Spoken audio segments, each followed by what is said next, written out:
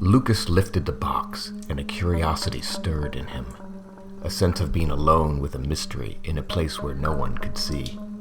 He decided not to call up to Dixon right away, but felt around for the latch and raised it with his thumb. The lid came off. He was looking at inch-thick stacks of money in denominations impossible to identify. They filled the crate completely, rising almost level with the top.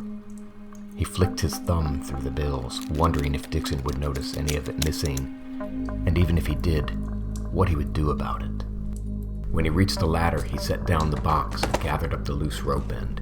Dixon was moving the flashlight again and managed to make it more difficult for him to see what he was doing, but he succeeded in wrapping the box twice around and fastened a square knot at top. He tested the rope's strength, and it held. He called up to Dixon, and the light suddenly dimmed. Lucas froze. The darkness was like drowning. He floated with his mouth ajar. Then he heard the box scrape up against the rock face and realized Dixon couldn't hold the light and pull at the same time. He must have laid the flashlight on the ledge. Lucas felt over the wall until his hand gripped one of the lower rungs. Above him, the crate swayed and creaked in the dark. He hoped to God he had tied the knot on tight.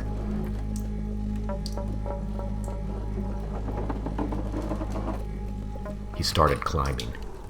He left the gloves in his pocket this time, wanting to feel the rock with his bare hands, to pry the cracks and ridges with his fingers.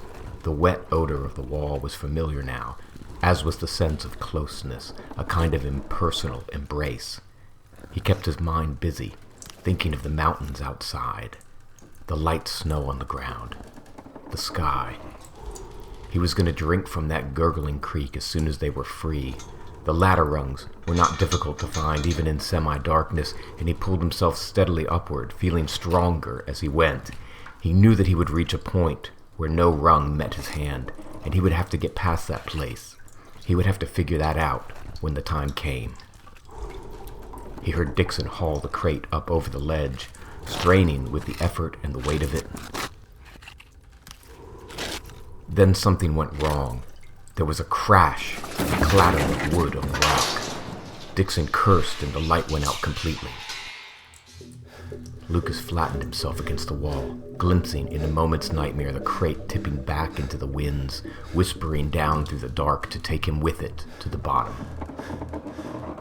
A wave of dizziness washed over him, and he felt himself slipping and reached instinctively for the next rung.